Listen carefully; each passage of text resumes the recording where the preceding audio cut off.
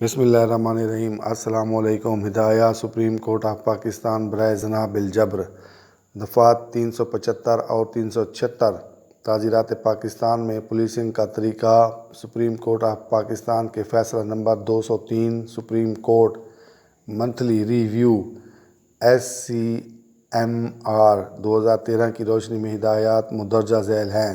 Number 1، زنا یا rape کے مقدمات میں فوری طور پر FIR درج ہوگی۔ نمبر 2، زنا یا ریپ کے مقدمات میں قانونی امداد اور مشاورت کے لیے اچھی شہرت کی حامل سول سوسائٹی کی تنظیم کو شامل کرنا چاہیے۔ نمبر 3، ہر police station NCSW national commission status of women کی مشاورت سے سول سوسائٹی کی تنظیموں کا رجسٹر مرتب کرے۔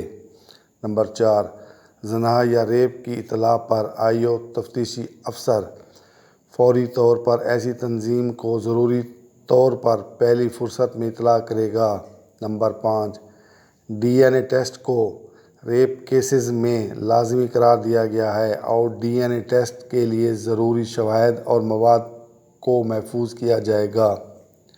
نمبر 6، مجسٹریٹ یا لیڈی مجسٹریٹ کے پاس ریپ سے متاثرہ ہونے والی عورت کا دفعہ 164 ضابطہ فوجداری کا بیان کروایا جائے گا۔ نمبر 7، ہر پولیس اسٹیشن میں لیڈی پولیس افسر جس کا عہدہ ہیڈ کانسٹیبل سے کم نہ ہوگا ہر وقت ایسی صورتحال میں موجود رہے گی۔ نمبر 8، زنا یا ریپ والی عورت کا ابتدائی بیان پرائیویٹ طور پر کیس کی نوعیت کے تحت اس کے فیملی ممبرز کی موجودگی میں ریکارڈ کیا جائے گا۔ نمبر 9، ملزم کو مطلوبہ عورت کے سامنے نہ لایا جائے ماں سوائے شناخت ملزم کی غرض سے۔ نمبر 10، مظلومہ عورت کو کسی بھی صورت میں رات کے دورانیے میں پولیس اسٹیشن نہ رکھا جائے گا۔ نمبر 11، اگر ستم رسیدہ عورت کو ملزم کی طرف سے دھمکیاں موصول ہو رہی ہوں تو ایسی صورت میں فوری طور پر الگ سے دفعہ نمبر 506 تعزیرات پاکستان کے تحت FIR درج کی جانی چاہیے۔